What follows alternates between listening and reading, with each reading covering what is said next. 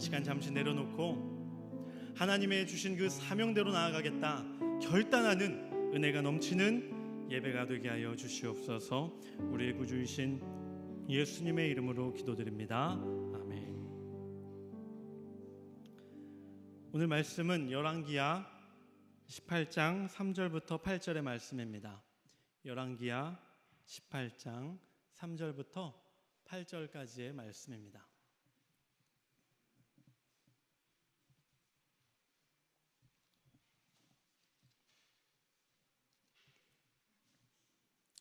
우리 다 함께 한 목소리로 합독하겠습니다.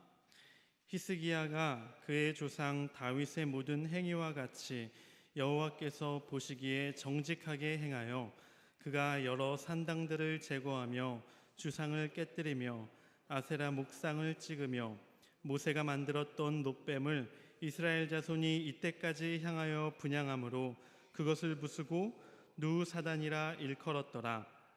히스기야가 이스라엘 하나님 여호와를 의지하였는데 그의 전후 유다 여러 왕 중에 그러한 자가 없었으니 여호와께 연합하여 그에게서 떠나지 아니하고 여호와께서 모세에게 명령하신 계명을 지켰더라. 여호와께서 그와 함께 하심에 그가 어디로 가든지 형통하였더라.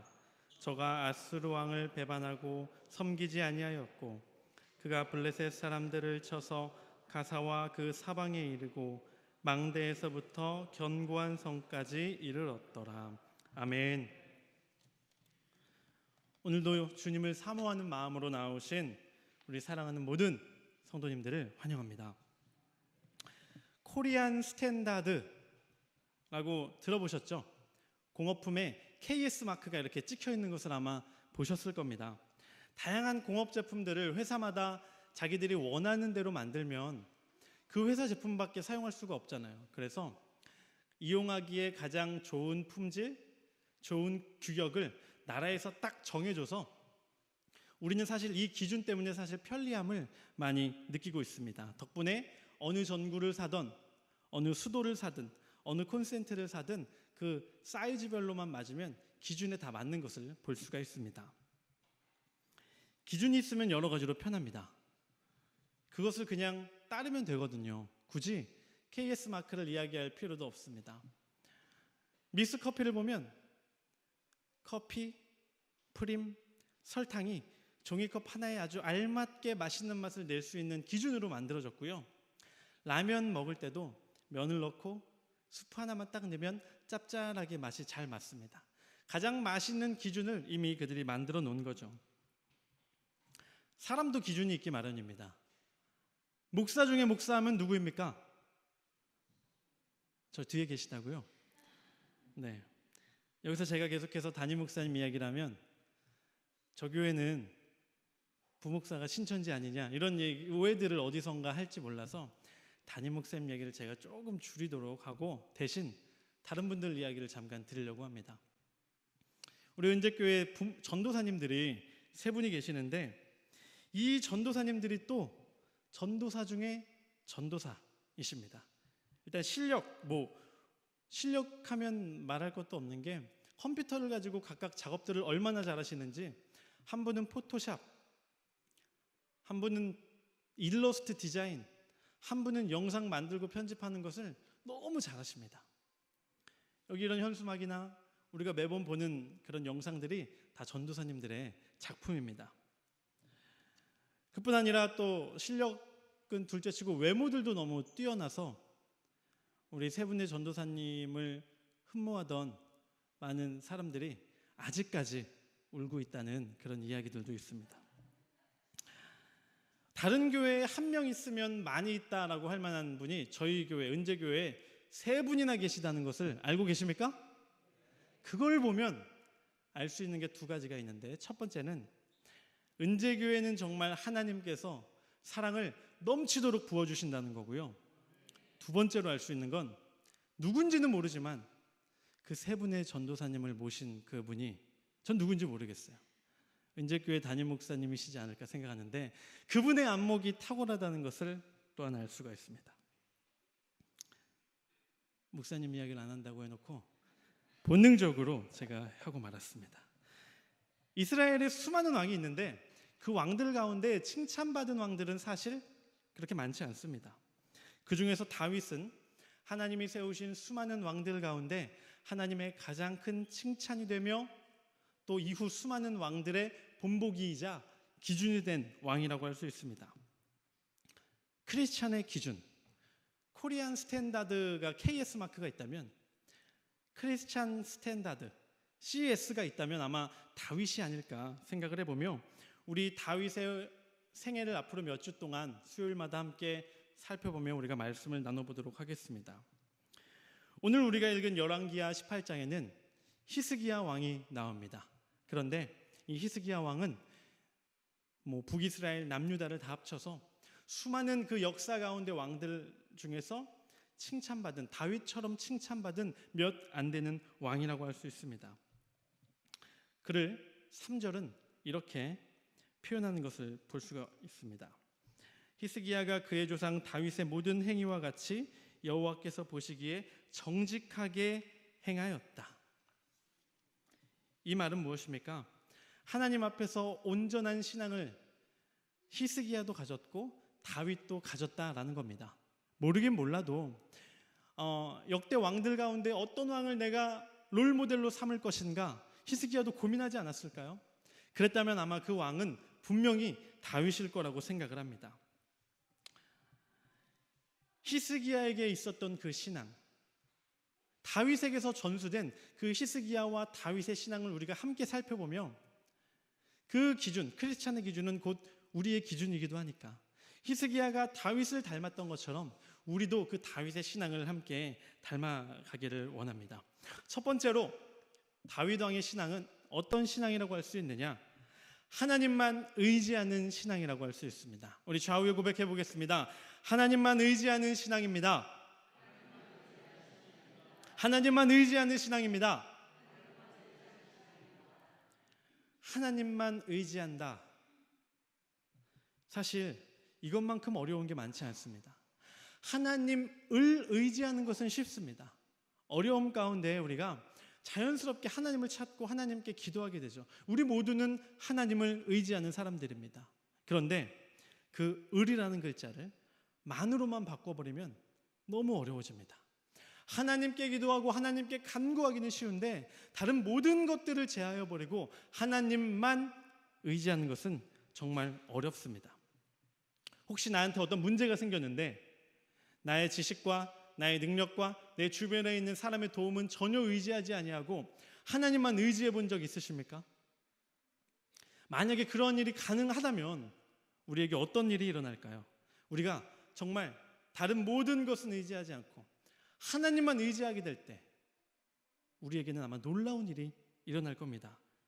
우리는 다른 계산을 할 필요가 없어지다 보니까 오직 하나님만 바라보면 되다 보니까 도저히 나설 수 없는 때에 나설 수 있게 될 거고요. 다른 모든 사람들은 두려움에 떨 때 우리는 결코 두려워하지 않게 될 겁니다. 다윗이 그러했습니다. 다윗은 원래 목동 출신이었습니다. 그런데 목동일 때는 물론이고 왕이 된 이후에도 세상의 재물이나 권력이나 자신의 힘과 위치를 의지하지 않았던 인물이 바로 다윗입니다. 다윗이 양을 칠 때 사자와 곰이 찾아옵니다. 양과 자신을 헤아려 찾아옵니다. 그러나 다윗은 두려워하지 않았습니다. 하나님을 의지했고 하나님께서 힘을 주셨기에 사자와 곰을 늘 물리칠 수 있었죠. 온 이스라엘 군대가 벌벌 떠는 골리앗 앞에서 다윗은 두려워하지 않았습니다. 자신을 두고 수많은 이스라엘 앞에 두고 하나님을 모욕하는 골리앗을 보면서 하나님을 믿던 다른 모든 이스라엘 사람들은 벌벌 떨고 있었으나 내가 사랑하고 내가 의지하는 하나님을 저놈이 감히 모욕해 하며 다윗은 참지 않고 골리앗 앞에 서게 됩니다. 한번 그 그림을 떠올려 보시기 바랍니다. 우리 어렸을 때부터 아마 많이 생각해 보셨을 텐데 모든 이스라엘이 벌벌 떠는 골리앗이 눈앞에 서 있고 다른 이스라엘 군대 병사들은 다들 벌벌 떨고 있는 상황 가운데 어린 조그만 목동 다윗이 그 앞에 딱 서게 됩니다. 웃음이 나오지도 않았을 겁니다. 아마 걱정이 됐겠죠. 아이고 저 어린 녀석이 어떡하려 그래. 큰일 나겠네. 끔찍한 일이 벌어지겠네. 모두가 그렇게 생각하고 있을 그때 다들 두려워 벌벌 떨고 있고 다윗의 그 어린 다윗을 걱정하고 있을 그때 단 한 명 걱정하지도 아니하고 두려워하지도 아니하고 담대한 자가 있었으니 그가 누구입니까? 하나님만 의지했던 다윗입니다. 사람을 의지하지 아니하고 자신의 키와 자신의 힘과 손에 든 무기를 의지하지 아니하자 하나님 한 분만 의지하자 그 두려운 골리앗 앞에 담대하게 설 수 있게 된 겁니다. 하나님만 의지하는 자에게 하나님께서 담대함만 주십니까? 그렇지 않습니다. 다윗은 아무것도 아닌 것처럼 보이는 그 무기로 골리앗을 쓰러뜨리게 되고 하나님으로 인해 승리까지 얻게 되는 것을 볼 수 있습니다. 우리 그 다윗의 모습을 한번 같이 읽어보겠습니다. 사무엘상 17장 45절의 말씀입니다. 우리 함께 합독합니다. 다윗이 블레셋 사람에게 이르되 너는 칼과 창과 단창으로 내게 나아오거니와 나는 만군의 여호와의 이름 곧 내가 모욕하는 이스라엘 군대의 하나님의 이름으로 내게 나아가노라. 아멘. 너는 칼과 너는 창과 너는 단창으로 너는 손에 든 무기로 나아오나 나는 그것들을 의지하지 않는다. 나는 너가 이 시간 그렇게 모욕하고 있는 그 하나님의 이름 그것만 의지하며 나아간다. 담대히 선포하는 다윗의 그 모습이 세상의 수많은 두려움 앞에선 우리의 모습이 되기를 소망합니다. 두 번째로 히스기야가 전수받았던 다윗의 신앙은 어떠한 신앙이었느냐? 하나님과 연합하는 신앙이었습니다. 우리 함께 고백합니다. 하나님과 연합하는 신앙입니다. 하나님과 연합하는 신앙입니다. 우리 오늘 본문 열왕기하 18장 6절을 다 함께 펴보겠습니다. 열왕기하 18장 6절입니다.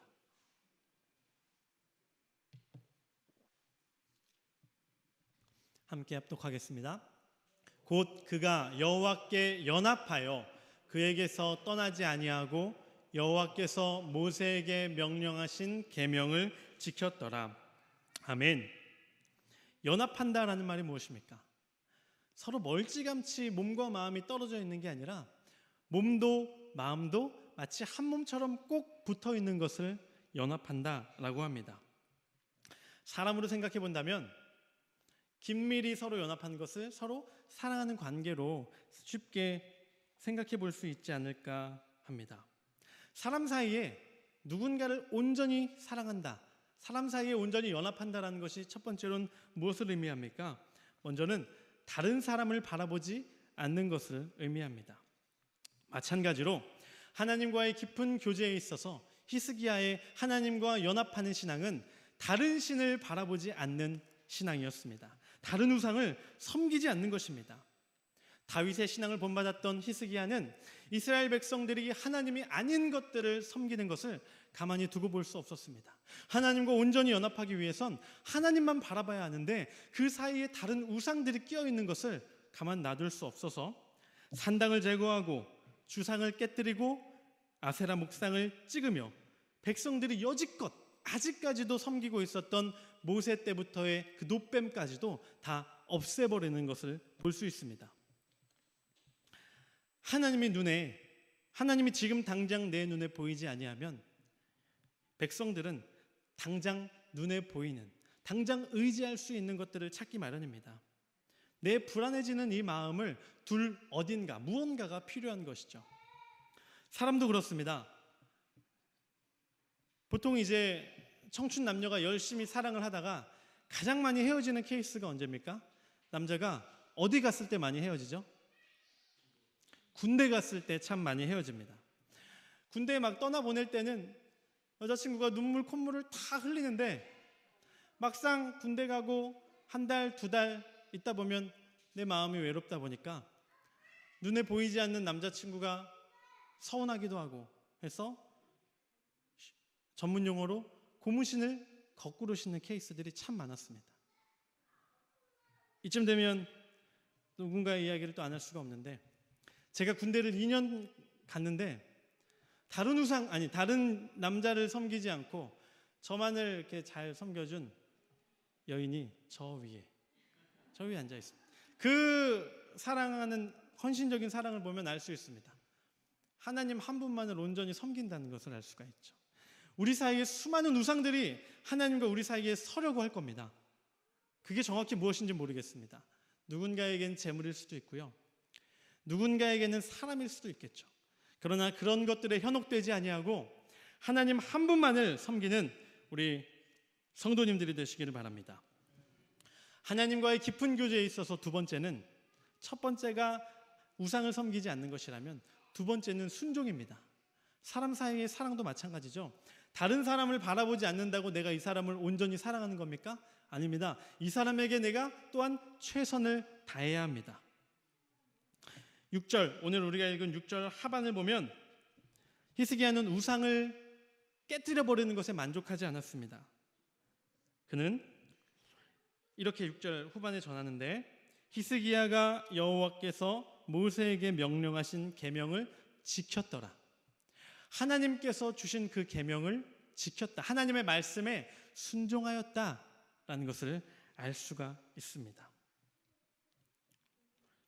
하나님의 명령을 시간이 지나도록 내 마음이 변하지 않고 지킨다는 것, 흔들림 없이 지킨다는 것은 쉽지 않습니다. 우상에게서 다시 눈을 돌려 하나님만 바라보는 것도 힘들지만, 그 외에 한 명으로서 하나님 앞에 온전히 서서 하나님의 말씀하신 정의와 공의로 세상을 바라보고 심판하는 것 역시 힘이 드는 것이었으나, 하나님을 온전히 바라보고 하나님을 온전히 섬기려 했던 히스기야에게는 그 신앙이 가능했다라는 겁니다. 이것은 곧 다윗의 신앙과도 일맥상통한다고 볼 수 있습니다. 사울이 먼저 하나님을 떠나게 됩니다. 그러자 하나님도 사울을 떠나시게 되죠. 그러자 무슨 일이 일어납니까? 사울을 괴롭히는 악령이 찾아오게 됩니다. 사울이 하나님과 온전히 연합하고 있을 때에는 그 악령이 감히 사울에게 찾아올 수 없었으나, 사울이 먼저 하나님을 버리자 하나님도 그를 떠나시고 사울을 괴롭히는 악령이 사울을 찾아오는 것을 볼 수가 있습니다. 처음에 왕이 될 때는 그런 마음이 없었으나 시간이 지나자 하나님의 말씀과 계명을 더 이상 순종하지 못하게 된 것이죠. 그러나 다윗은 그렇지 않았습니다. 하나님이 나를 세우심을 온전히 알고 있었기 때문에 마지막까지 하나님을 버리지 아니하였고 늘 형통하였던 것을 볼 수가 있습니다. 사무엘하 5장 10절을 보면, 만군의 하나님 여호와께서 함께 계시니 다윗이 점점 강성하여 가니라. 하나님과 온전히 연합하니까 늘 형통하였던 것을 볼 수 있고요.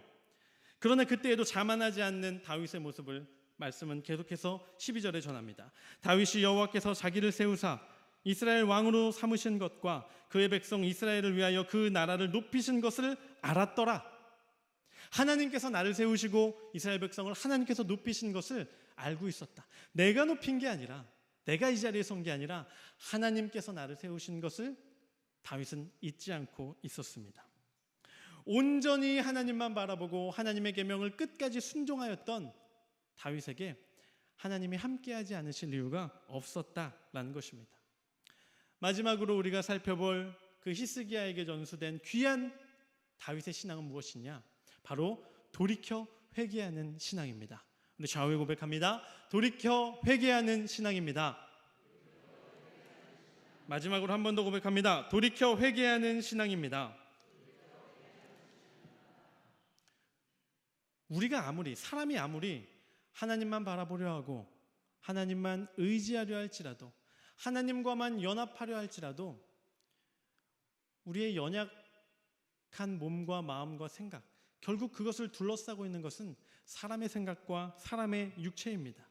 순간순간 유혹과 미혹이 어찌 없을 수 있겠습니까? 우리 삶엔 우리를 무너뜨리려는 시험이 늘 존재합니다. 그런데 그 가운데에서도 그 유혹과 미혹에 넘어가서 그냥 될 대로 되라지 하고 죄에 몸을 맡겨버리는 사람이 있는가 하면, 내가 죄를 깨닫는 그 순간 그 죄에서 생각과 마음과 시선을 돌이키는 부류의 사람이 있습니다. 다윗은 실수를 했을지라도 그 실수를 회개하며 눈물 흘리며 다시금 하나님께 돌아가려 했던 인물입니다. 우리아의 아내 밧세바는 다윗의 삶 전체에 있어서 가장 큰 실수입니다. 그녀는 타인의 아내였고 그 타인의 아내를 얻기 위해 다윗은 우리아를 적진 가장 깊숙이 보내고 나머지 군사를 뒤로 뺍니다. 적의 손에 죽게 만든 것이죠. 그리하여 우리아를 죽게 만들고 밧세바를 자신의 아내로 취하게 됩니다. 하나님이 말씀하신 그 계명을, 십계명을 분명하게 어긴 것이죠. 그 모든 것을 아시는 하나님은 나단 선지자를 통해서 다윗을 책망하셨습니다. 그 책망을 듣는 순간 사실 다윗은 다른 선택을 할 수도 있었습니다. 아니, 내 놈이 감히 어떤 전쟁이든 승승장구하고 이스라엘을 온 천하가 벌벌 떨게 만드는 그 나라로 만든 위대한 왕인 나에게 그런 소리를 해? 저 나단의 목을 쳐라 할 수도 있었다는 겁니다. 그러나 나단을 통해 하나님께서 자신에게 징계하심을 분명히 알았기에 다윗은 어떻게 합니까? 그 나단의 일갈에 정신을 번쩍 차리는 것을 볼 수가 있습니다. 우리 사무엘하 12장을 한번 펴보겠습니다. 사무엘하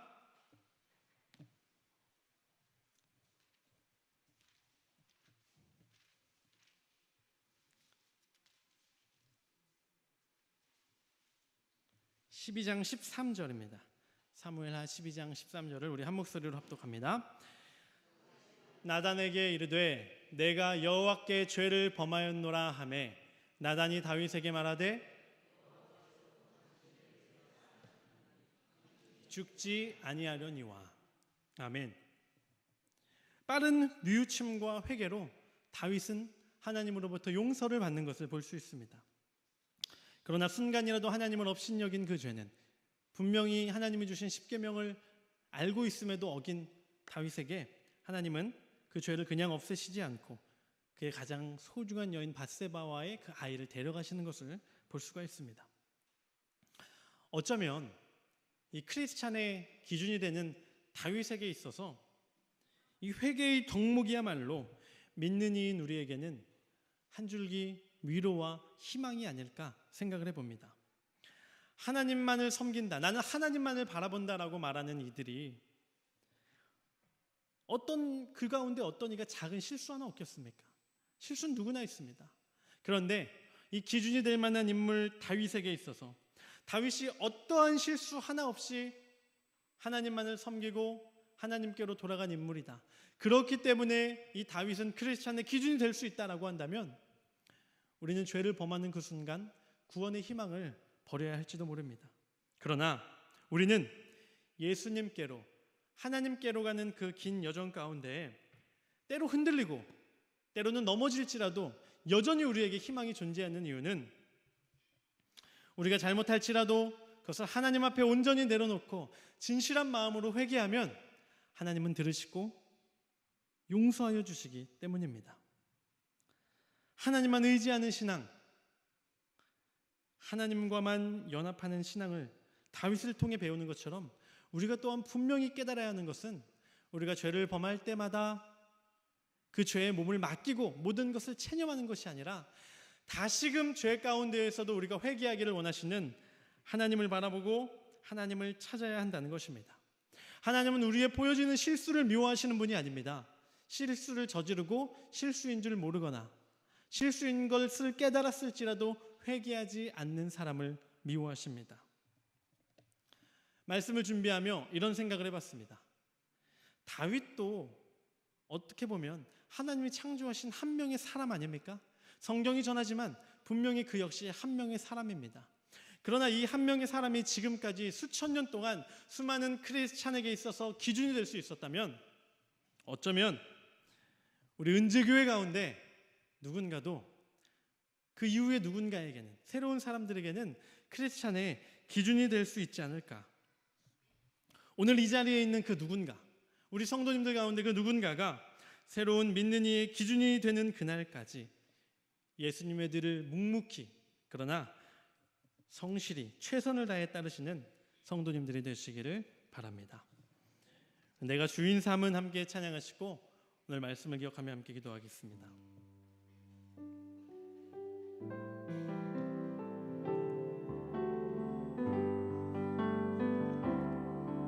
내가 주인 삼은